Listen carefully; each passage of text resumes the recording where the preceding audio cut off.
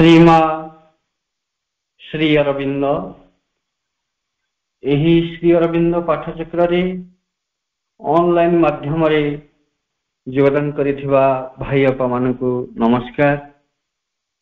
आजिर आलोच्य विषय आमर दुर्बलता ओ ताकु जय करिवार उपाय। आमर दुर्बलता ओ ताकु जय करिवार उपाय प्रसंग रे आलोचना करिवा निमंते भुवनेश्वर तृप्तिमयी अपा तृप्तिमयी राउतंकु मु अनुरोध करुछि। तृप्तिमयी अपा तांकर वक्तव्य प्रदान करंतु। ओम आनंदमयी चैतन्यमयी सत्यमयी परमे सत्यमयी परमे करुणामयी मां परम प्रभु श्री अरविंद ऑनलाइन श्री अरविंद पाठचक्र रे योगदान करुवा समस्त मातृप्रेमी अभाई को प्रणाम और स्वागत एवं ए पाठचक्र को सुंदर भाव संयोजित करुवा एवं त्वरान्वित करुवा एवं आमान सुजोग नहीं आसुवा मातृप्रेमी भाई को मोर श्रद्धा और सम्मान। आमे समस्ते जो जोग पथरे चलीछु ता तो आमे समस्ते जानी छुंती ता होछि श्री अरविंदଙ୍କ जोग जहाँकि पूर्णांग जोग बा अतिमानसर जोग बा रूपांतर जोग एक कथा आमे समस्ते भल भाव जानी। आमे जेहेतु पशुरु मनीष को उत्तीर्ण होइछे तेणु आम भितरे तो से प्रवृत्ति रहिबाटा स्वाभाविक। आमे सेथिरु धीरे धीरे ताकू रूपांतर करूछे एवं ताकू अतिक्रम भी करूछे। आम भितरे से भली अनेक दुर्बलता सब रही। प्रथम कथा होची आमे प्रथमे आमर से अनेक दुर्बलता रही जदियो ताकू आमे वर्तमान सब गुड़ा को व्याख्या करवा संभवपर नुहे तथापि आमे आमर दुर्बलता गुड़ी को प्रथमे आमे ताकू चिन्हिबा ताकू जानिबा तापरे आमे चिंता करबा ताकू केमिति अतिक्रम करि परिबा। तेणु एगुड़ी को ए दुर्बलता प्रथमतः ये दुर्बलता गुड़िक आम निम्न प्राणर ही आसी था। एक कथा हमको ही बुझी जावाक हेबो, एक कथा हमको जानवाक पड़ो। तो जेहेतु आम भितर जो निम्न प्राणटी रही से निम्न प्राणर ही दुर्बलताटी आसुची तेणु आमको ताको भल भाव जानवाक पड़ो। तेणु यही संपर्क में श्री अरविंद कहते सावित्री रे द सीक्रेट नॉलेज 53 रे कहते mind keeps the soul prisoner, we are slaves to our arts, we cannot free our gaze to reach wisdom's sum. Inheritor of the brief animal mind, man still a child in nature mighty hand. अर्थात आमे जेहेतु आम मनर बंदीशाला रे आम आत्मा को बांधी रखिछु, आम आखि ज्ञानलोक देखा को असमर्थ। पुरुषानुक्रमे आमे गोटे गोटे क्षुद्र पाशविक मनजंत्र धरिकी आमे बुलुछु। मनीष एबे मध्य विशाल विश्व प्रवृत्ति रे बलिष्ठ भाव एक असहाय शिशु मात्र होइछि। तेणु आमे इथिपाई जेहेतु प्रभु पाई एते सुंदर कथा कहिले तेणु आमे सेथिरु किभଳି ताको आमे चिन्हिबा एवं आम दुर्बलता गुड़ी को केमिति ताको जय करिबा पुणी ताको अतिक्रम करिबा ए कथा आमे समस्ते चेष्टा करूछे ଆଉ କରିବା ବି ମଧ୍ୟ ଏହାର ପ୍ରୟାସ ମଧ୍ୟ ବି ଜାରି ରଖିବା। ତେଣୁ ପ୍ରଥମତଃ ଆମ ଭିତରେ ଭୟ, ଯୋଉ ଦୁର୍ବଳତା ଭିତରେ ସବୁଠୁ ବଡ ଭୟ ହଉଛି ଆମର ଗୋଟେ ବଡ ଦୁର୍ବଳତା।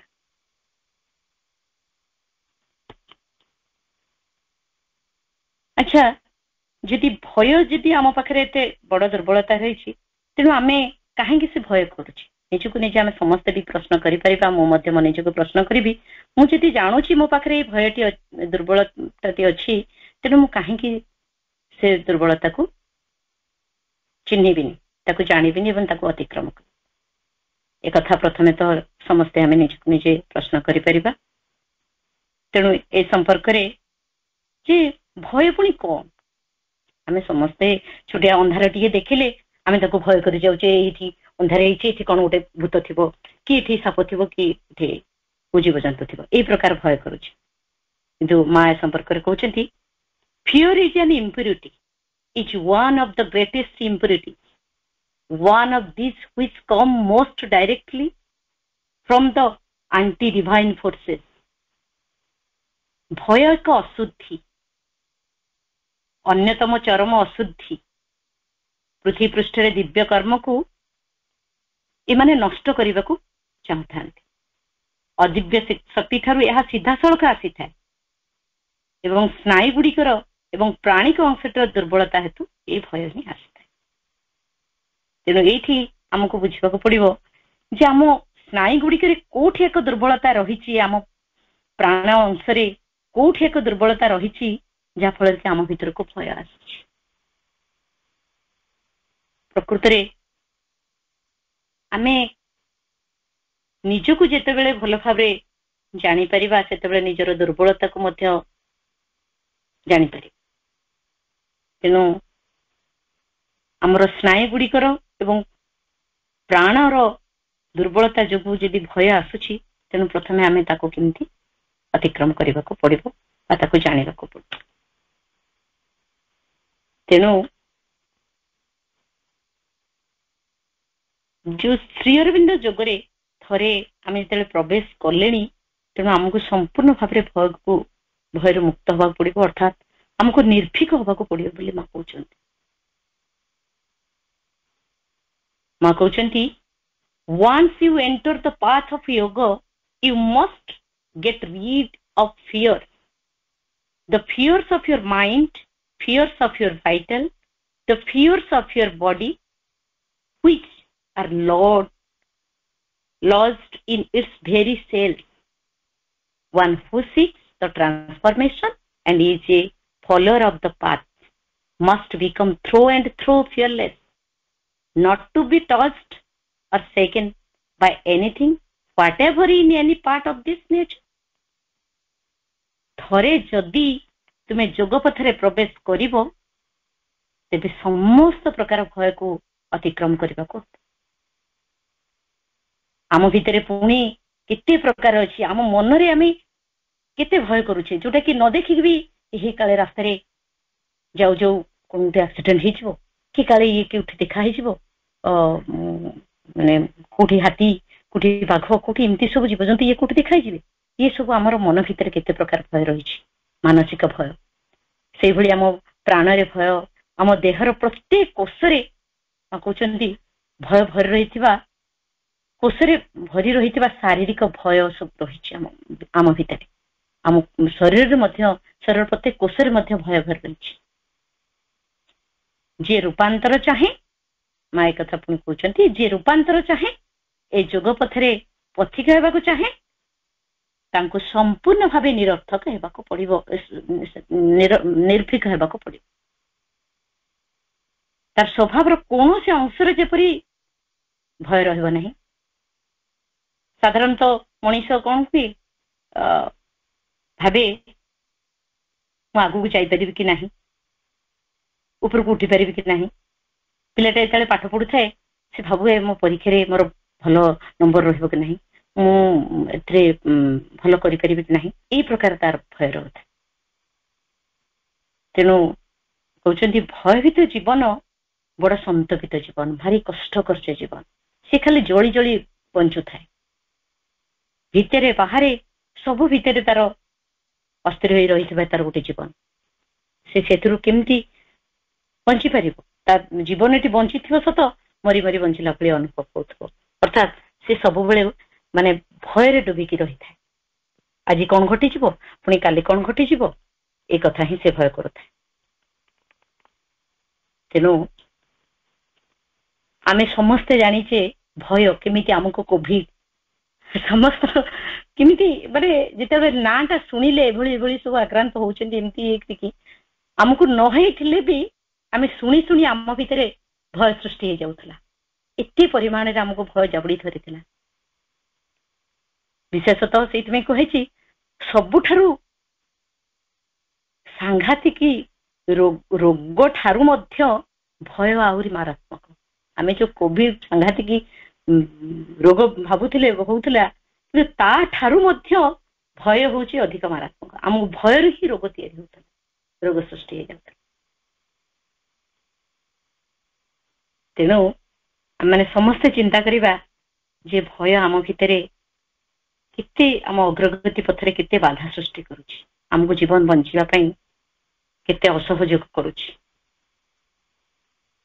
ଯଦି ଆମେ ଏଇ ଭୟକୁ ଅତିକ୍ରମ କରିବା ତାହେଲେ ଆମେ ଭଗବାନଙ୍କ ଆହୁରି ନିକଟତର ହେବା। ପୁଣି ଏ ଭୟକୁ ଆମେ କେମିତି ଏତେ ଦିନ ଧରିକି ଭୟ ଆମକୁ ରଖି କବଳିତ ହେଇଛି, ଆମେ ଭୟର ପୁଣି ତାକୁ କେମିତି ଅତିକ୍ରମ କରିବା? ପ୍ରଥମତଃ ଆମକୁ ଯୋଉ ପରମ ଦିବ୍ୟ ସତ୍ତାଙ୍କ ଠାରେ ପୂର୍ଣ୍ଣ ବିଶ୍ୱାସ ଆସ୍ଥା ରଖିବାକୁ ପଡିବ। ଭଗବାନ ଅଛନ୍ତି ମୋ ପାଇଁ, ସିଏ ହଉଛନ୍ତି ପରମ ପ୍ରେମ, ପରମ ଆଲୋକ, ସିଏ ହଉଛନ୍ତି ମୋର ପରମ ଜୀବନ। ଏଇ କଥା ଯେତେବେଳେ ଆମ ଭିତରେ ପୋଷଣ କରିବା, ଆମ ଭିତରେ ବିଶ୍ୱାସ ରଖିବା, ତେବେ ଆମେ ଏଇ ଭୟରୁ ମୁକ୍ତି ପାଇପାରିବା। ତେଣୁ ଆମେ ସମସ୍ତେ ଚିନ୍ତା କରିବା କେମିତି ଭୟକୁ ନିଜେ ଅତିକ୍ରମ କରିପାରିବା। ନିଜ ହାତରେ ହିଁ ଅଛି ସବୁକିଛି। ତେଣୁ ସେଇଭଳି ଆହୁରି ଏକ ମାନେ ଇଏ ମଧ୍ୟ ସେଇ ଭୟ ମଧ୍ୟ ମୁଁ ଆଉ ଗୋଟେ କଥା କହିବା ପାଇଁ ଭୁଲି ଯାଉଥିଲି ଯେ ଭୟ ଇଭେନ୍ କିଛି ବି ନଥିବ, ଗୋଟେ ଶବ୍ଦ ଶୁଣି ଦେଇକି ଆମ ଭିତରେ ଗୋଟେ ଭୟ ବି ସୃଷ୍ଟି ହେଇଛି। ଏମିତି କୁହନ୍ତିନି ଯୋଉ ଗୋଟେ ଓଡିଆରେ ପ୍ରୋଭର୍ବ ଅଛି ଯେ ନଈ ନ ଦେଖିଣୁ ଡଙ୍ଗା ହେଇଯିବ, ସେଇଭଳି ଅବସ୍ଥା। ମାନେ ଇଏ ପ୍ରକାର ଇଏ ଆମ ସମସ୍ତଙ୍କ ଭିତରେ ବିଭିନ୍ନ ପ୍ରକାର ଗୋଟେ ଗୋଟେ ଗୋଟେ ମାନେ ଇଏ ଗୋଟେ ଫୋବିଆ, ଅର୍ଥାତ୍ ଇଏ ଗୋଟେ ମାନେ ଅମୂଳକ ଭୟ ହେଇକି ରହିଛି ଆମ ପାଖରେ। ତେଣୁ ଆମେ ସମସ୍ତେ ନିଜେ ନିଜେ ନିଜେ ଆମେ ସମସ୍ତେ ନିଜ ହାତରେ ଆମେ ନିର୍ଣ୍ଣାୟକ, ଆମ ନିଜ ହାତରେ ଆମେ ନିଜେ କିଭଳି ଭୟରୁ ମୁକ୍ତି ଲାଭ କରିପାରିବା ସେଥିପାଇଁ ନିଜେ ଚେଷ୍ଟା କରିବା। ତେଣୁ ସେଇଭଳି ଆଉ ଗୋଟିଏ ଦୁର୍ବଳତା ଆମକୁ ଆକ୍ରାନ୍ତ କରିଥାଏ ବହୁତ ସମୟରେ, ଆମେ ନ ଚାହିଁଲେ ବି ଆମ ପାଖକୁ ଆସିଥାଏ। ସେ ହଉଛି ଡାଉଟ୍ ଅର୍ଥାତ୍ ସଂଶୟ। The doubt is the role of doubt is doubt, ଅର୍ଥାତ୍ ସଂଶୟ ଆତ୍ମା ବିନାଶ। କେମିତି ଏତେ ପରିମାଣରେ ଆମକୁ ଜାବୁଡି ଧରିଥାଏ, ଆହୁରି ମଧ୍ୟ ଇଏ ଯୋଉ ମଣିଷର ସ୍ଥୂଳ ମନରୁ ହିଁ ଇଏ ଗୋଟେ ସଂଶୟ ସୃଷ୍ଟି ହଉଛି। ଅର୍ଥାତ୍ doubt is the function of physical mind. ମଣିଷର ଯୋଉ ସ୍ଥୂଳ ମନଟି ରହିଛି ଇଏ ମଧ୍ୟ ବିଭିନ୍ନ ପ୍ରକାର ଡାଉଟ୍ ସୃଷ୍ଟି କରୁଛି, ସେଇଠୁ ତିଆରି ହେଉଛି ସ୍ଥୂଳ ମନରେ। ଅଚେତନା ହେତୁ ହିଁ ହଉଛି। ଯେତେବେଳେ ମଣିଷ ସଚେତନ ରହୁନି, ସେ ଅଚେତନାରୁ ହିଁ ସୃଷ୍ଟି ହଉଛି। ଚେତନା ଭିତରେ ତାର ଗୋଟେ ଅନ୍ଧକାର ମାଡି ଆସୁଛି ବା ଗୋଟେ ଅନ୍ଧାର ଆସୁଛି। ମଣିଷ ଭିତରେ ଅଚେତନାର ଉତ୍ସ ହଉଛି ସନ୍ଦେହ। ମଣିଷ ଭିତରେ ଯଦି ଗୋଟେ ଆଲୋକ, ଗୋଟେ ମାନେ ଦୀପ ଭଳି ସେ ଜଳୁଛି, ସେଟା ସେ ତ ଦେଖିପାରୁନି, ସେ ଗୋଟେ ଅଚେତନ ଗର୍ଭରେ ଯେତେବେଳେ ରହିଯାଉଛି, ସେତେବେଳେ ତାର ତା ଭିତରେ ଗୋଟେ ଡାଉଟ୍, ତା ଭିତରେ ଗୋଟେ ସନ୍ଦେହ ସୃଷ୍ଟି ହଉଛି। ପୁଣି ଏଇ ଯୋଉ ସନ୍ଦେହଟା ମାନେ ମା କହୁଛନ୍ତି ଇ ସନ୍ଦେହ ଭଳି ଆଉ ମାନେ ଦ୍ୱିତୀୟ ଶତ୍ରୁ କେଉଁଠାରେ ହେଲେ ନାହିଁ। ତମେ ଆଉ କୋଉଠି ଦେଖିପାର, ମାନେ ସନ୍ଦେହ ଏମିତି ଏକ ଭାବରେ କବଳିତ କରିଥିବ, ଇଏ ଏମିତି ଏଭଳି ଏକ ଶତ୍ରୁ ତମେ ଆଉ କୋଉଠି ହେଲେ ତାକୁ ଦେଖିପାରିବ ନାହିଁ, ଆଉ କୋଉଠି ହେଲେ ଏଭଳି କେହି ନାହିଁ। ତେଣୁ men believe that doubt is a sign of superiority, whereas it is really a sign of impurity. ଲୋକମାନେ ଭାବନ୍ତି ସନ୍ଦେହ ଏକ ଉତ୍କୃଷ୍ଟ ନିର୍ଦ୍ଦେଶନ। ଏଇଟା ଗୋଟେ ବହୁତ ଭଲ ଜିନିଷ। ବାସ୍ତବରେ ଏଇଟା କଣ କହୁଛନ୍ତି? ଇଏ ଗୋଟେ ନିକୃଷ୍ଟତାର ନିଦର୍ଶନ, ଇଏ ଗୋଟେ ନିକୃଷ୍ଟ ଚିନ୍ତା, ଇଏ ନିକୃଷ୍ଟ ଜୀବନ ଧାରାର ଇଏ ଗୋଟେ ପ୍ରତୀକ ବା ଇଏ ଗୋଟେ ନିଦର୍ଶନ। ଇଏ ଏତେ ମାରାତ୍ମକ, ଏଇଟା ଯଦି ଗୋଟେ ଏମିତି ଏକ ଗୋଟେ ମାନେ ବିଷ ମତେ କହୁଛନ୍ତି, ତା ବିନ୍ଦୁ ବିନ୍ଦୁ କରିକି ଇଏ ଆତ୍ମାକୁ କଣ କରେ? କ୍ଷୟ କରି ଚାଲିଥାଏ, ଧୀରେ ଧୀରେ ଧୀରେ ଧୀରେ ତାକୁ ନଷ୍ଟ କରିଦେବାର ଚାଲିଥାଏ। ତେଣୁ କେତେ ଦେଖ ଆମ ଭିତରେ ଛୋଟ ଛୋଟ ଜିନିଷ, ଛୋଟ ଛୋଟ ଘଟଣାରୁ ମଧ୍ୟ ଆମେ କେତେ ପଜିଟିଭ ଜିନିଷଟିକୁ ଆମେ ତାକୁ ନେଗେଟିଭ ରୂପ ଦେଇ ଦେଇଥାଉ। ଆମ ଭିତରେ ଗୋଟେ ସନ୍ଦେହ ଏଭଳି ଭାବରେ ଗ୍ରାସ କରେ। ତେଣୁ ପୁଣି ସମ୍ପର୍କରେ କହୁଛନ୍ତି, lack of trust in the divine is the cause of all the defects. କଣ ଡିଫେକ୍ଟସ ଆସିବ?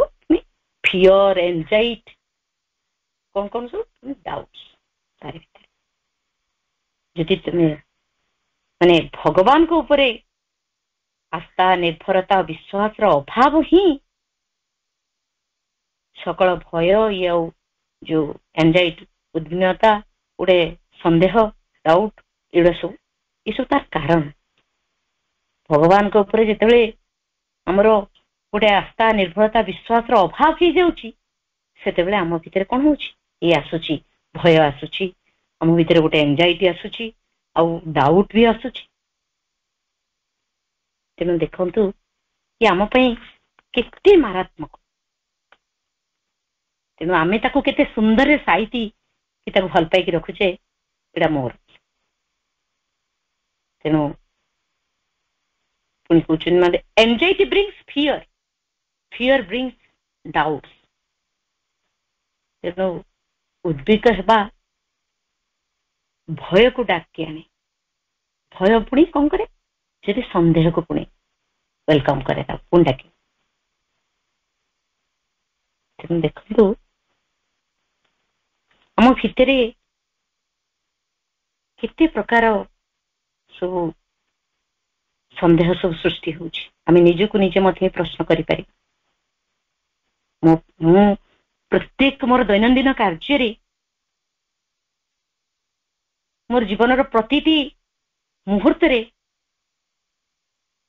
ମୋ ଭିତରେ କିଭଳି ସୃଷ୍ଟି ହଉଛି ଡାଉଟ୍। ନା ମୁଁ ପଜିଟିଭ ବା ପଜିଟିଭ ଆଟିଚ୍ୟୁଡରେ ରହିପାରୁଛି, ନା ମୋ ଡାଉଟ୍ ସୃଷ୍ଟି ହଉଛି। ଯଦି ଡାଉଟ୍ ସୃଷ୍ଟି ହଉଛି, ତେଣୁ ମତେ କଣ କରିବାକୁ ପଡିବ? ତେଣୁ ଏ ସମ୍ପର୍କରେ ପୁଣି କହୁଛନ୍ତି, ଯଦି ତମେ ତାକୁ ଅତିକ୍ରମ କରିବା ପାଇଁ ଆମକୁ ସେଇ ଯୋଉ ସନ୍ଦେହ, ଯୋଉ ଅର୍ଥାତ୍ ଯୋଉ ଡାଉଟଟି ଆମ ଭିତରେ ସୃଷ୍ଟି ହଉଛି, ତାକୁ ଭଗବାନଙ୍କୁ ସମର୍ପଣ କରିବାକୁ ପଡିବ। ସିଏ ୟାର ମାଲିକ ହଉଛନ୍ତି ସିଏ। ଏଇ ନିର୍ଭରତା ଭଗବାନଙ୍କ ଉପରେ ରଖିବା ପାଇଁ ପଡିବ। ଅର୍ଥାତ୍ ମା, ଆମେ ଯାହାଙ୍କୁ ଆମର ପରମ ପ୍ରଭୁ ବୋଲି କହୁଛେ, ପୁଣି ମା ଶ୍ରୀବିନ୍ଦୁଙ୍କୁ ଅଧିକରୁ ଅଧିକ ମୁଁ ଯଦି ତାଙ୍କ ଭିତରେ ତାଙ୍କ ପ୍ରତି ଭଲ ପାଇବା ରଖିବାକୁ ପଡିବ, ଯାହାଫଳରେ ଏଇ ଜିନିଷ ଗୁଡିକ ଆମ ଭିତରେ ଆସିବ ନାହିଁ। ସବୁବେଳେ ଆମର ଗୋଟେ ସକାରାତ୍ମକ ବା ପଜିଟିଭ ଚିନ୍ତାଧାରା ଆମ ଭିତରେ ଜାଗ୍ରତ ରହେ।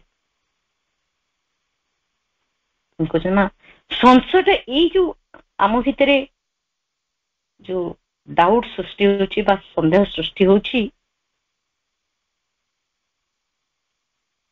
ଏଇଟା ଯେ ଗୋଟିଏ ଜିନିଷକୁ ଖାଲି ଗୋଟିଏ ମୁହୂର୍ତ୍ତ ପାଇଁ ଆସିନଥାଏ, ଇଏ ପୁଣି ଗୋଟେ ଜିନିଷକୁ ଏମିତି କଂକ୍ରିଟଲି ବଢେଇ ଦେଇଥାଏ, ଧୀରେ ଧୀରେ ଧୀରେ ଧୀରେ ତାର ଗୋଟେ ବିକୃତ ରୂପ ନେଇଯାଏ, ଯାହାଫଳରେ କି ଘଟଣାଟି ଯାହା ଘଟିବାକୁ ଯାଉନଥିବ ତାହା ମଧ୍ୟ ଘଟିଯାଏ।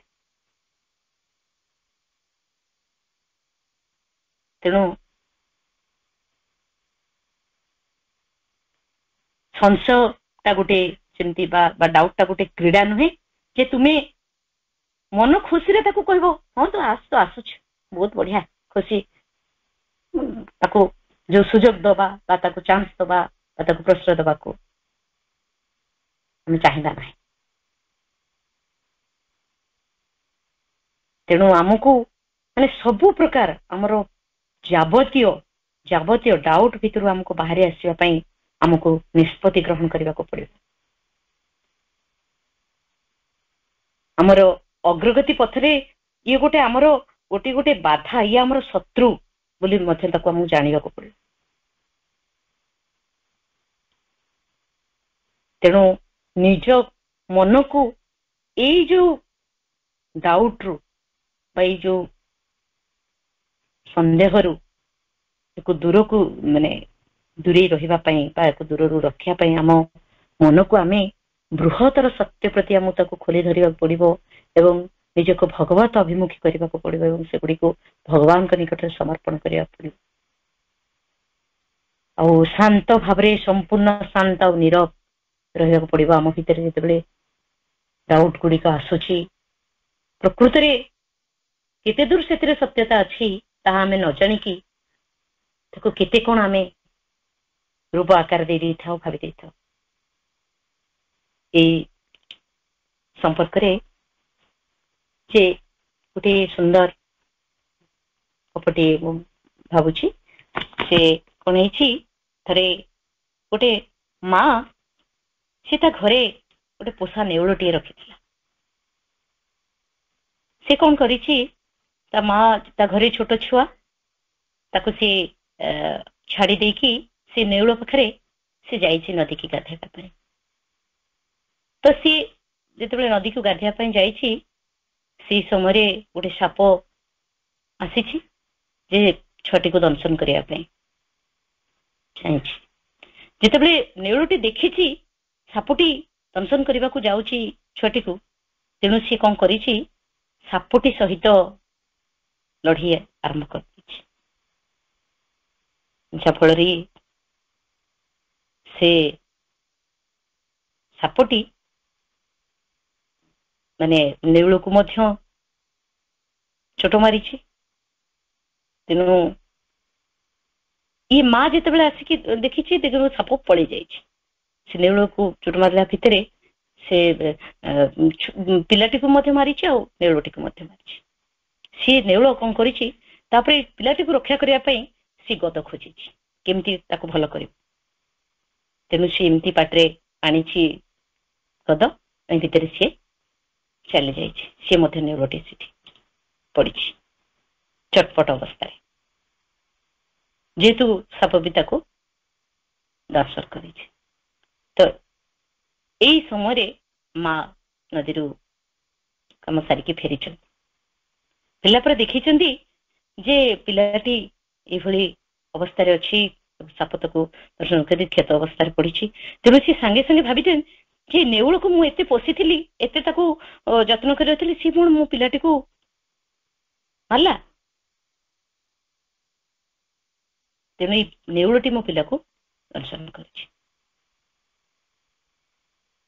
କିନ୍ତୁ ତାପରେ ସେ ଯେତେବେଳେ ବୈଦ୍ୟ ପାଖକୁ ଯାଇଛନ୍ତି କେମିତି ପିଲାଟିକୁ ଭଲ କରିବେ ଏ କଥା ଭାବିଛନ୍ତି, ସେତେବେଳେ ସେ ବୈଦ୍ୟ କହିଛନ୍ତି ଯେ ତାକୁ ପିଲାଟିକୁ ଟିକେ ଗଦ ଦେଲେ ଭଲ ହେଇଯିବ। ତାପରେ ସେମାନେ ଗଦ ଆଣିକି ଦବାକୁ ଯାଇଛନ୍ତି, ପିଲାଟି ଭଲ ହେଇଛି। ତାପରେ ଯେତେବେଳେ ନେଉଳଟି ଛଟପଟ ହେଇକି ଚାଲିଯାଇଛି, ତେଣୁ ସେ ନେଉଳଟିକୁ ପୁଣି ଇଏ କରିବାକୁ ଦେଖିଲେ ଛଟପଟ ହଉଛି, ମରିଯିବାର ପୂର୍ବ ଅବସ୍ଥା ଏମିତି ଅଛି। ତେଣୁ ତାର ପାଟିରେ ଗଦ ଥିଲା।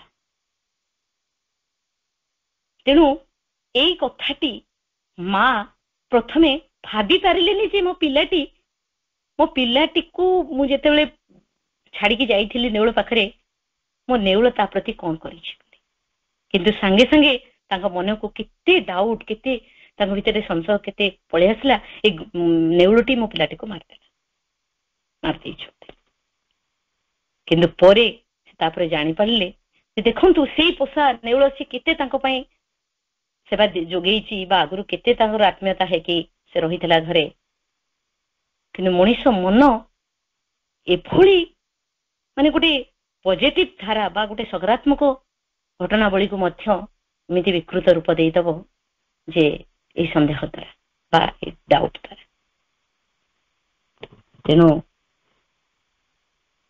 ପିଲାଟି ତାପରେ ମା ଭାବିଛନ୍ତି, ତାପରେ ମା ଚିନ୍ତା କଲେ ଯେ ପ୍ରକୃତରେ ଏଇଟା ମୁଁ ଯାହା ଭାବିଥିଲି ଏଇ ଘଟଣାଟି ଠିକ ନୁହଁ।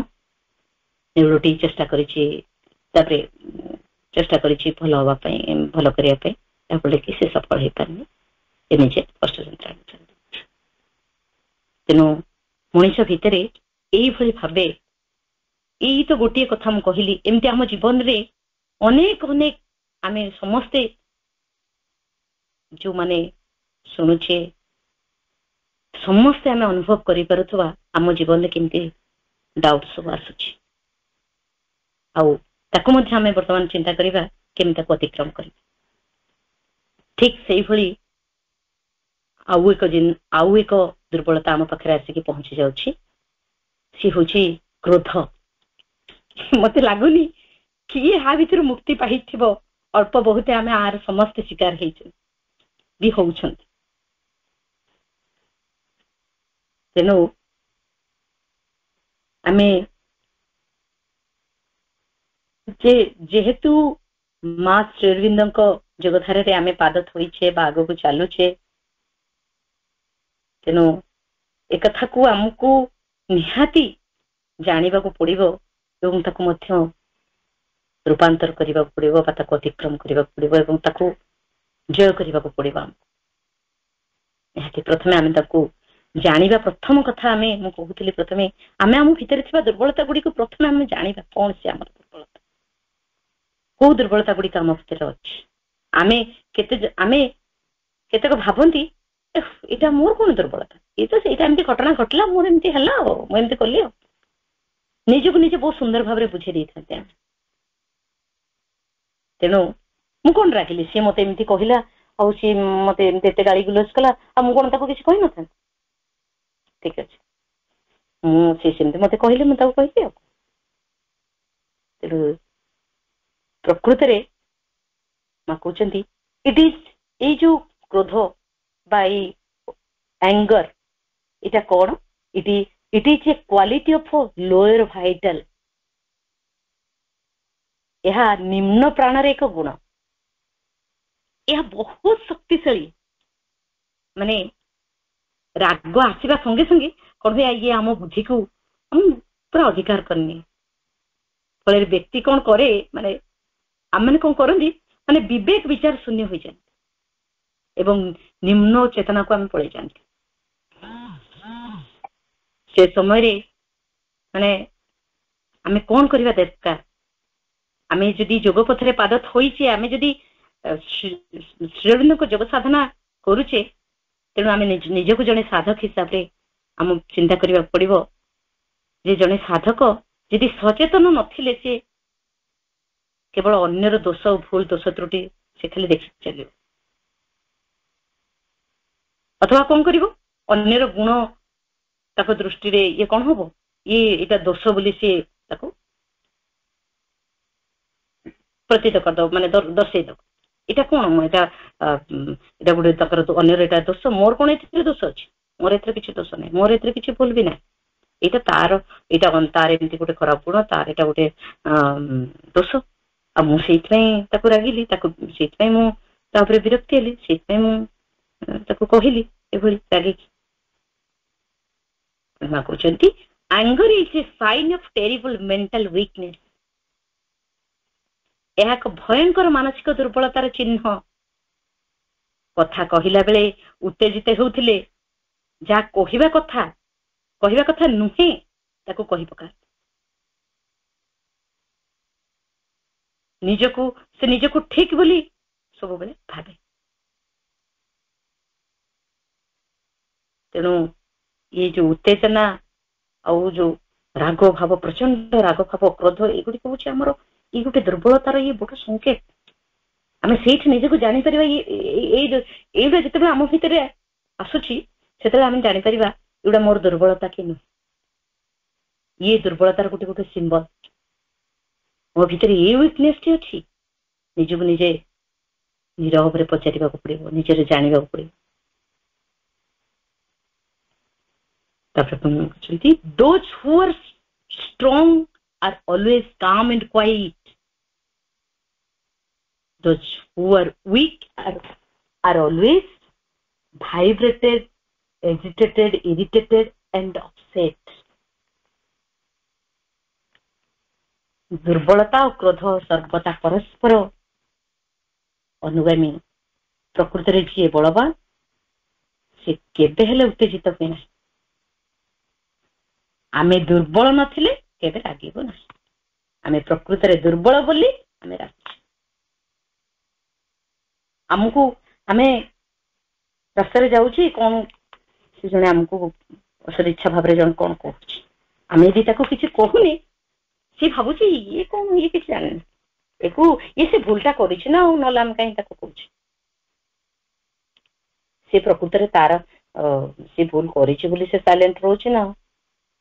କିନ୍ତୁ ପ୍ରକୃତରେ ଯିଏ ପ୍ରକୃତରେ ଶକ୍ତିଶାଳୀ, ଯିଏ ଦୁର୍ବଳ ନୁହେଁ, ସେ କେବେ ହେଲେ ଦୁର୍ବଳତାର ଶିକାର ହେବନି। It is a sign of weakness and ignorance. ଏହା ଅଜ୍ଞାନତାର ଓ ଦୁର୍ବଳତାର ଗୋଟେ ଚିହ୍ନ। ତେଣୁ କହୁଛନ୍ତି କ୍ରୋଧ ବା ଆମେ ଯୋଉ ଅନ୍ୟ ଉପରେ ରାଗିବା କଥା କହୁଛେ, ରାଗ ଇଏ ଗୋଟେ ଏଣ୍ଟାଇଟି ବା ଆମର ଇଏ ଗୋଟେ ସତ୍ତା। ଏହା ଗୋଟେ ସତ୍ତା ଯେ ପୁଣି ଗୋଟେ ଅତି ନିମ୍ନ ଗୋଟେ କ୍ଷୁଦ୍ର ସତ୍ତା। ଇଏ କଣ କରନ୍ତି ମା କହୁଛନ୍ତି, ଇଏ ପାଦରେ ମାନେ ନୁପୁର ଝୁଣଝୁଣ କରିକି ଇଏ ଆସେ ଓ ଦୁର୍ବଳ ଲୋକଙ୍କ ଭିତରେ ପ୍ରବେଶ କରେ ଓ ତାକୁ ନଚାଏ, ଆଉ ସେମାନଙ୍କଠୁ ଖାଦ୍ୟ ପାଏ, ଆଉ ବହୁତ ବି ଆନନ୍ଦିତ ହୁଏ। କେତେ ସୁନ୍ଦର କଥା ଯେ ପ୍ରକୃତରେ ସେ ଆମ ଭିତରେ ଆନନ୍ଦ ପାଉଥିବାରୁ ଆମ ଭିତରେ ସେ ଆବୃତ କରି ରଖିଥାଏ। ଆମ ଭିତରୁ ସେ ଖାଦ୍ୟ ପାଉଥିବାରୁ ଆମକୁ ସେ ଆଚ୍ଛାଦିତ କରି ରଖିଥାଏ। ତେଣୁ ଆମ ଭିତରେ ବି ଆହୁରି ଏକ ଜିନିଷ ଇଗୋ ଏଭଳି ଏକ ମାରାତ୍ମକ ଜିନିଷ, ସିଏ ମଧ୍ୟ ମୋ ଭିତରେ ଗୋଟେ କ୍ରୋଧ ସୃଷ୍ଟି କରେ। ଆମେ ଇଗୋ ହିଁ ମତେ ସେ ଏମିତି କହିଦେଲା, ମୁଁ ବଡ ଜଣେ ହେଇଛି ମତେ ସାନଟେ ସେ ଏମିତି କହିଦେଲା, ସେଠି ଇଗୋ। ତେଣୁ ମୁଁ କହିଲି, ମୋ କଥାଟାକୁ ସେ ଶୁଣିଲା ନାହିଁ, that is ego। ଏଇ ଇଗୋରୁ ମଧ୍ୟ କହୁଛନ୍ତି ଆଙ୍ଗର ବା କ୍ରୋଧ ଜାତ। ତେଣୁ ଯେତେବେଳେ ମା କହୁଛନ୍ତି ତମ ଭିତରେ ଯେତେବେଳେ କ୍ରୋଧ ଆସୁଛି, ସେତେବେଳେ ଭାବ ନୀରବ ରୁହ, ହଠାତ୍ ତମେ ରାଗି ଯାଅନି, ନିଜକୁ କଣ୍ଟ୍ରୋଲ କର, ନିଜକୁ ନିୟନ୍ତ୍ରଣ କର। ଏକୁ ମଧ୍ୟ କୌଣସି ତାକୁ କ୍ରିୟାରେ ପ୍ରକାଶ କରିବାକୁ ଦିଅନି। ସାଙ୍ଗେ ସାଙ୍ଗେ ତାକୁ ଯଦି ତମେ ଗୋଟେ ଆକ୍ଟିଭ କାମ କରିଦେଲ, ତାହେଲେ ସେ ଆଉ ଏକ ରୂପ ନେଇଛି।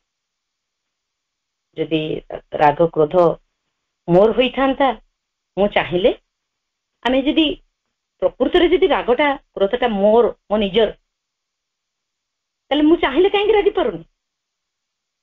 ମତେ ଯଦି ମୁଁ ଏବେ କହିବି ଆପଣଙ୍କୁ ଯେ ରାଗିଲ ଟିକେ, ଆପଣ ରାଗିପାରିବେ କି?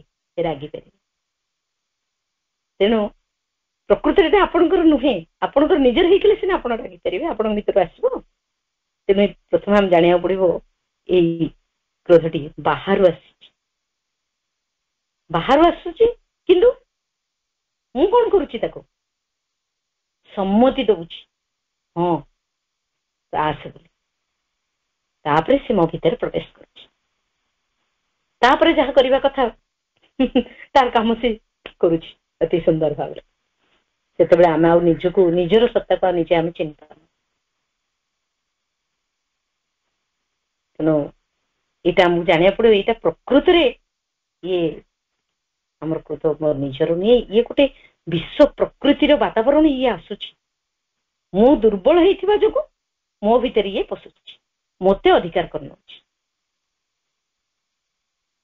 ତେଣୁ ପ୍ରଥମେ ଏଇ ଗୋଟେ ବିଶ୍ୱାସ ଆମ ଭିତରେ ସ୍ଥାପନ କରିବାକୁ ପଡିବ ଯେ ରାଗଟା ବା କ୍ରୋଧଟା ମୋର ନୁହେଁ। ତାପରେ ଆମେ ସେଥିରୁ ତାର ଅତିକ୍ରମ କରିବା ପାଇଁ, ତାକୁ ଜୟ କରିବା ପାଇଁ ଚିନ୍ତା କରିବାକୁ ପଡିବ। ପ୍ରଥମେ ନିରବ ଶାନ୍ତ ଭାବରେ ଭଗବାନଙ୍କ ନିକଟରେ ତାକୁ ସମର୍ପଣ କରିବାକୁ ପଡିବ। ତେଣୁ ସମସ୍ତ ଜୀବନର ସମସ୍ତ ସମସ୍ୟା ଘଟଣା ପରିସ୍ଥିତିକୁ ଭଗବାନଙ୍କ କମଳରେ ଯଦି ଅର୍ପଣ କରିଦେଉଛେ, ତାପରେ ଭଗବାନ ତାର ଦାୟିତ୍ୱ ନେବେ। ସେ ଆମ ପାଇଁ ନିନ୍ଦା ହେଇଥାଉ, ଅପମାନ ହେଇଥାଉ, ଗାଳି ହେଇଥାଉ, ସମାଲୋଚନା ହେଇଥାଉ, ଯାହା କିଛି ଅଛି ତାକୁ ଆମେ ଗୋଟେ ପ୍ରଭୁଙ୍କର ଇଏ ଗୋଟେ ଆଶୀର୍ବାଦ ବୋଲି ଆମେ ଗ୍ରହଣ କରିକି ଆମକୁ ସ୍ଥିର ନିରବ ରହିବାକୁ ପଡିବ। ଶ୍ରୀମା କହୁଛନ୍ତି have faith in the circumstances of the life in which you are placed are best intended of your evolution of the consciousness. ବିଶ୍ୱାସ ରଖ ଯେ ଜୀବନରେ ତୁମକୁ ଯେଉଁ ଘଟଣା ପରିସ୍ଥିତି ମଧ୍ୟ ଦେଇ ଯିବାକୁ ରଖାଯାଇଛି ସେଗୁଡିକ ତୁମ ଚେତନାର ଅଗ୍ରଗତି ପାଇଁ ଉଦ୍ଦିଷ୍ଟ। ତେଣୁ ଏ ସମ୍ପର୍କରେ ଯଦି ତୁମ ଚେତନାର ଇଏ ଅଗ୍ରଗତି ପାଇଁ ଇଏ ଉଦ୍ଦିଷ୍ଟ, ତେଣୁ ଆମେ କିଭଳି ଭାବରେ ତାକୁ ପ୍ରତ୍ୟାହାର କରିପାରିବା। ତେଣୁ କ୍ରୋଧ ଏଭଳି ଆମକୁ ଆକ୍ରାନ୍ତ କରୁଛି। ଏଭଳି ଗୋଟେ ଗପଟି, ଥରେ ଜଣେ ଶିଷ୍ୟ ଆସି ଗୁରୁଙ୍କୁ କହିଲେ, ଗୁରୁଦେବ ମୋ କ୍ରୋଧକୁ ସଂଯତ ଭାବେ ମୁଁ ଜୟ କରିପାରୁନି, ରାଗି ବି ନାହିଁ ବୋଲି ଯେତେ ଚେଷ୍ଟା କରୁଛି ହେଲେ ବି ରାଗି ଯାଉଛି। କଣ କଲେ ମୁଁ ମୋ କ୍ରୋଧ ବା ରାଗକୁ ଆୟତ୍ତ କରି କେମିତି କଣ୍ଟ୍ରୋଲ କରିପାରିବି, ତାକୁ ମୋ ଠାରୁ ବି ଦୂରେଇ ଦେଇପାରିବି? ଗୁରୁ ଶେଷରେ ଟିକେ ହସି କହିଲେ, ହେଲେ ତୁ ତ ବଡ ଅଦ୍ଭୁତ କଥାର ଅଧିକାରୀ ହେଇଛୁ, ମୁଁ ବି ଚାହେଁ ତାକୁ ଟିକେ ଦେଖିବା ଲାଗି। ତୋ ରାଗକୁ ମତେ ଟିକେ ଦେଖେଇ ପାରିବୁ? ତାହେଲେ ମୁଁ ଚେଷ୍ଟା କରିବି ତାକୁ ତୋ ଠାରୁ ଦୂର କରିଦେବା ଲାଗି। ମୁଁ ଏବେ ଯୋଉ ପୂର୍ବରୁ କହୁଥିଲି, ପ୍ରକୃତରେ ଇଏ ଆମ ନିଜ ଭିତରେ ନାହିଁ, ଯେ ଥାନ୍ତା ତ ତାହେଲେ ତାକୁ ଦେଖେଇ ପାରିଥାନ୍ତି। ତେଣୁ ଯଦି ଆମ ନିଜ ଭିତରେ ନାହିଁ, ଇଏ ଗୋଟେ ବାତାବରଣ ଭିତରେ ଅଛି, ତେଣୁ ସେଇଟା ଆସୁଛି, ଆମେ ତାକୁ କେମିତି ଚିହ୍ନି ପାରିବା? ଯଦି ଆମ ଭିତରେ ଥାନ୍ତା ତାହେଲେ ତ ଆମେ ସବୁ ସମୟରେ ବି ରାଗି ପାରନ୍ତି, କାହିଁ ଗୋଟେ ମୁହୂର୍ତ୍ତରେ ରାଗି ଯାଉଛି। ସେଇଠୁ ଗୁରୁଦେବ କହିଲେ, ତାହେଲେ ମୁଁ ତ ଟିକେ ଚେଷ୍ଟା କରିବି ତାକୁ ତୋଠୁ ଦୂରେଇ ଦେବା ପାଇଁ, ଯଦି ମତେ ଏବେ ଦେଖେଇ ପାରିବୁ। ଶିଷ୍ୟ ଜଣକ କହିଲେ, ଗୁରୁଦେବ ମୁଁ ତାକୁ ଆପଣଙ୍କୁ ଦେଖେଇ ପାରିବି ନାହିଁ। ତାହେଲେ ତ ଦେଖେଇ ପାରିବନି, ତାହେଲେ ମୁଁ କେମିତି ତମକୁ ଦୂର କରିବି? ତା ଗୁରୁଦେବ କହୁଛନ୍ତି, ତୋ କଲମଟି ମତେ ଦେଖାଇ ଦେଇପାରିବୁ? ଗୁରୁ କହିଲେ, ତୋ କଲମଟି ଦେଖେଇ ଦେଇପାରିବୁ? ଶିଷ୍ୟଟି ସାଙ୍ଗେ ସାଙ୍ଗେ କଣ କଲା, ମାନେ ତା କଲମଟି ବାହାର କରିକି ଦେଖେଇ ଦେଲେ। ତାପରେ ଗୁରୁ କହିଲେ, ତୋ କଲମଟି ଯଦି ଦେଖେଇ ପାରିଲୁ, ତୋ ରାଗକୁ କାହିଁକି ଦେଖେଇ ପାରିଲୁନି? ଯଦି କଲମଟା ଦେଖେଇ ପାରୁଛୁ ଏତେ ସୁନ୍ଦର ଭାବରେ କହିବା କ୍ଷଣି, ତାହେଲେ ତୋ କଲମଟା କାହିଁ ଦେଖେଇ ପାରୁନୁ? ତେଣୁ ଶିଷ୍ୟ କହିଲା, ରାଗ ମୋ ଭିତରେ ନଥାଏ, କେବଳ ଆକସ୍ମିକ ଭାବେ ସେ ହଠାତ୍ ମୋ ପାଖକୁ ଚାଲି ଆସେ। ମୁଁ ବର୍ତ୍ତମାନ ଇଚ୍ଛା କଲେ ବି ରାଗି ପାରିବି ନାହିଁ। ତେଣୁ ଗୁରୁଦେବ କହିଲେ, ଏବେ କହୁଥିଲୁ ମୋ ରାଗ ବୋଲି, ମୋ ଭିତରେ ରାଗ ହଉଛି, ମୁଁ ରାଗୁଛି ବୋଲି, ଏବେ କହୁଛୁ ହଠାତ୍ ମୋ ପାଖକୁ ଚାଲି ଆସୁଛି। ତେବେ ବେଳେ ବେଳେ ଯାହା ହଠାତ୍ ଭାବେ ତୋ ଭିତରକୁ ଚାଲି ଆସେ ତାହା ତୋର ହେଲା କିପରି? ଯେମିତି ତୋ ପାଖକୁ ହଠାତ୍ ଗୋଟେ ଜିନିଷ ଚାଲି ଆସୁଛି, ସେ ତୋର କଣ? ତୁ ଜନ୍ମ ହେଲା ବେଳେ କଣ ଏଇଟା ଧରିକି ଆସିଥିଲୁ? ହାତ ଗୋଡ ଭଳିଆ ଯେମିତି ହାତ ଗୋଡ ଭଗବାନ ଦେଇଛନ୍ତି, ଯେମିତି ଧରିକି ଆସିଥିଲୁ, ସେଇଟା କଣ ଧରିକି ଆସିଥିଲୁ? ଆଚ୍ଛା, ତୋ ବାପା ବି ତତେ ଏହାକୁ କଣ ଦେଇଥିଲେ ନା ଦେଇନଥିଲେ? କି ତୁମେ ବି ଏହାକୁ କଣ କିଛି ରୋଜଗାର କରିକି ଆଣିଛ? ଏହା ତୋର ଗୋଟେ ଭୁଲ ଧାରଣା। ଏଟା ପ୍ରକୃତରେ ତୋର ନୁହେଁ। ତୁ ଦୁର୍ବଳ ହୋଇଥିବାରୁ କଣ ଅଛି, ଏହା ବାହାରୁ ଆସି ତୋ ଭିତରେ ପ୍ରବେଶ କରୁଛି। ଦେଖନ୍ତୁ, ପ୍ରକୃତରେ ଆମେ କେତେ ଆର ପ୍ରେରଣକ ହେଇଯାଉଛି। ଆ ଭିତରେ ଆମେ କେତେ ଜାବୁଡି ହେଇକି ବାନ୍ଧି ହେଇଯାଉଛି। ତେଣୁ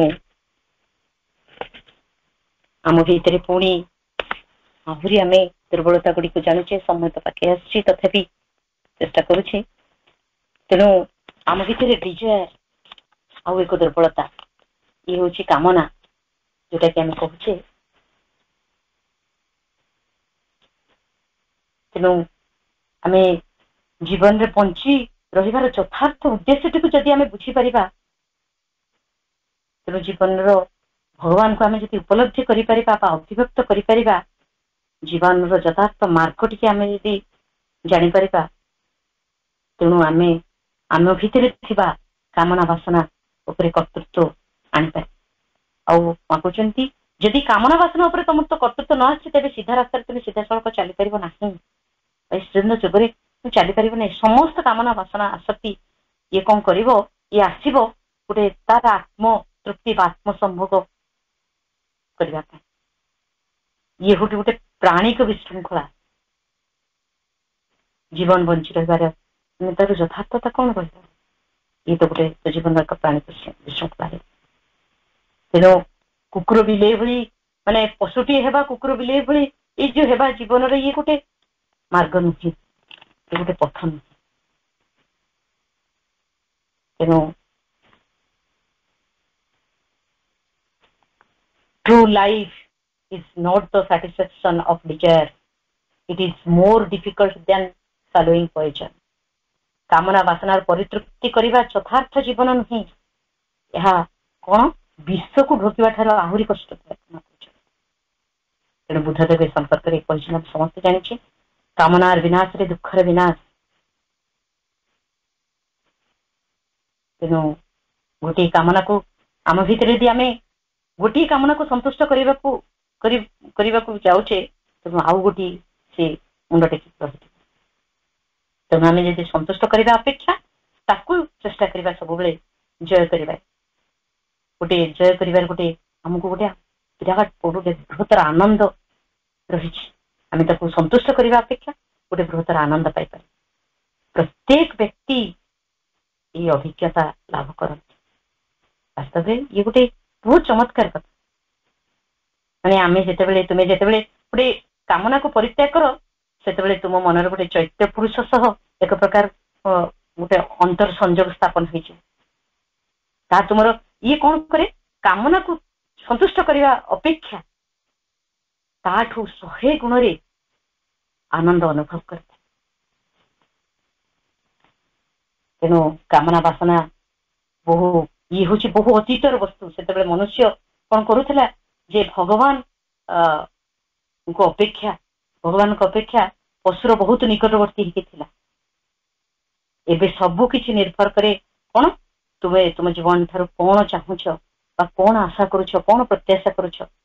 ତୁମେ ଯଦି ଏକାନ୍ତ ଭାବେ ଆନ୍ତରିକତାର ସହିତ ତୁମେ ଏଇ ତ୍ରିବନ୍ଧକ ଯୋଗ ସାଧନ କରିବାକୁ ଚାହୁଁଛ, ତାହେଲେ ତେବେ ତୁମକୁ କଣ କରିବାକୁ ପଡିବ? ପ୍ରଥମତଃ ଭାବୁଛନ୍ତି ତୁମକୁ ତମ କାମନା ବାସନା ର ଏଇ ଯୋଉ କାର୍ଯ୍ୟକଳାପ ଠାରୁ ତୁମେ ପୂର୍ଣ୍ଣ ଭାବେ ବା ସମ୍ପୂର୍ଣ୍ଣ ରୂପେ ନିଜକୁ ମୁକ୍ତ କରିବାକୁ ପଡିବ। ତେଣୁ ଏଇଭଳି ଆଉ ଏକ ଦୁର୍ବଳତା ଆମ ପାଖରେ ଆସି ପହଞ୍ଚୁଛି। ତେଣୁ ଖାଦ୍ୟ ଲାଳସା କଥା ଆମେ ସମସ୍ତେ ଜାଣିଛେ। ସେଟାରୁ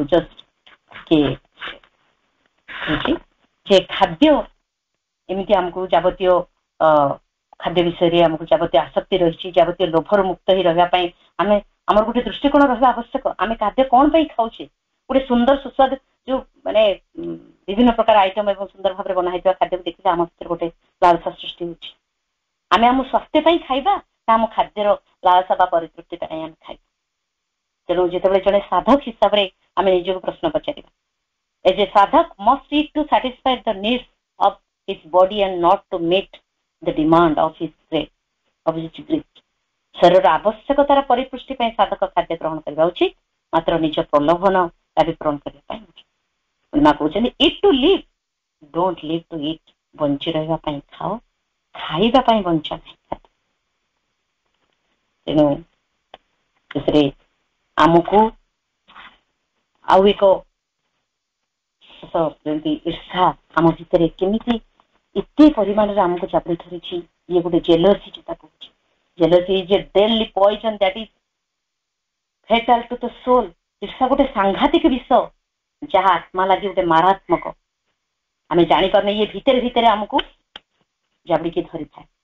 ତାର କେମିତି ସୃଷ୍ଟି ହଉଛି? Jealousy comes from narrowness of mind and weakness of the heart. ମନରେ ଏକ ସଂକୀର୍ଣ୍ଣତା, ହୃଦୟରେ ଏକ ଦୁର୍ବଳତାର ହିଁ ଏଇ ଯୋଉ ଜେଲସି ବା ଈର୍ଷା ସୃଷ୍ଟି ହଉଛି। It is a great pity that so many are attacked by it. ବଡ ଦୁଃଖର ବିଷୟ ଯେ ଅନେକ ବ୍ୟକ୍ତି ଆମେ ବି ନିଜକୁ ଇନକ୍ଲୁଡ କରିବା ଈର୍ଷା ଦ୍ୱାରା ମଧ୍ୟ ଆକ୍ରାନ୍ତ ହେଉଛି ଅଳ୍ପ।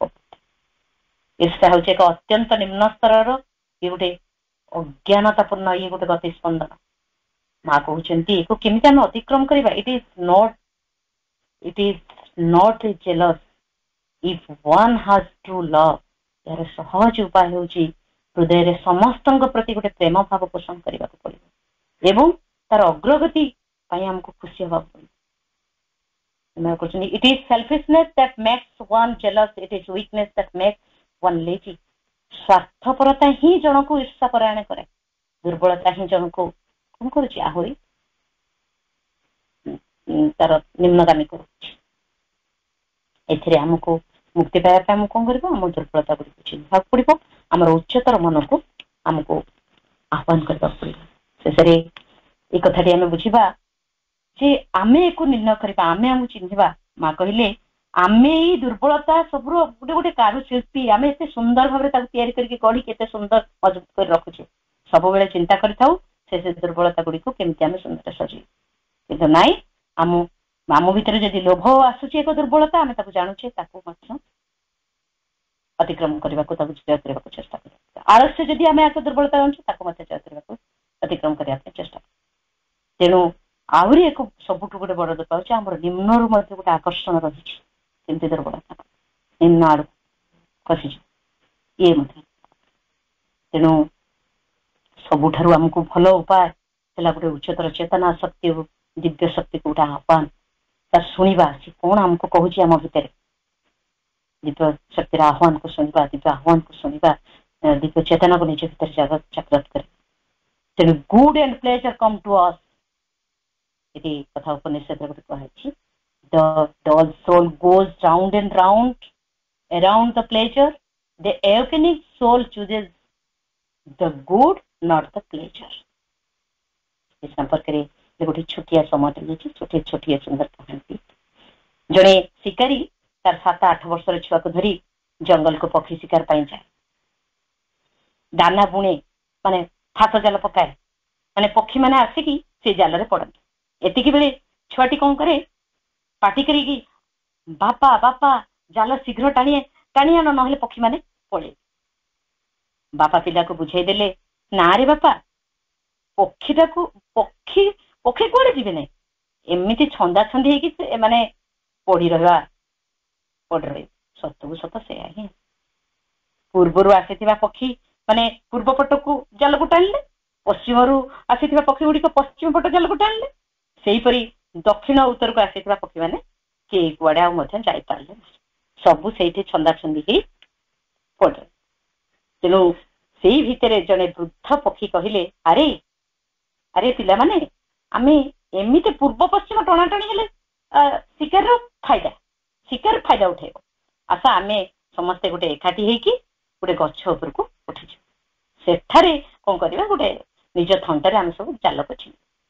ଯିଏ ଯାଇ ବସାକୁ ଯିଏ ଯାରେ ବସାକୁ ଆରାମରେ ଯାଇପାରେ। ସେଇଆ ହିଁ ଠିକ ସେଇଭଳି ଆମ କ୍ଷେତ୍ରରେ ମଧ୍ୟ ସେଇଆ।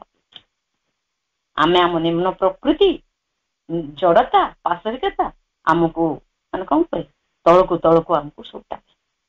ଆମର ଉଚ୍ଚତର ଚେତନା ଉପରକୁ ଆମକୁ ଯିବା ପାଇଁ ଆହ୍ୱାନ ଦିଏ। ମୁଁ ୟା ପୂର୍ବରୁ ଜଷ୍ଟ କହୁଥିଲି, ଆମ ଉଚ୍ଚତର ଚେତନା ଯଦି ଆହ୍ୱାନ ଆମେ ଟିକେ ଶୁଣୁଥିବା, ତାହେଲେ ଆମେ ମଧ୍ୟ ଏ କଥାଟି ଜାଣିବା। ये जो उच्चतर चेतना उपरକୁ ଯିବାକୁ ଆହ୍ୱାନ ଦିଏ, ତେଣୁ ଆମକୁ ବର୍ତ୍ତମାନ ନିର୍ଣ୍ଣୟ କରିବାକୁ ପଡିବ, ଆମକୁ ସ୍ଥିର କରିବାକୁ ପଡିବ ଆମେ କଣ କରିବା ଆମ ଦୁର୍ବଳତା ପାଇଁ। ସମସ୍ତଙ୍କୁ ଅଶେଷ ଅଶେଷ ଧନ୍ୟବାଦ, ପ୍ରଣାମ, ବନ୍ଦେ ମାତରମ୍। ବର୍ତ୍ତମାନ 1 ମିନିଟ ମାଙ୍କ ନାମ ଜପ କରିବା ସହିତ ଆଜିର ଶ୍ରୀବୃନ୍ଦ ପାଠ୍ୟଚକ୍ରକୁ ସମାପ୍ତ କରିବା। ମା ମା ମା ମା ମା ମା ମା ମା ମା ମା ମା ମା ମା ମା ମା ମା ମା ମା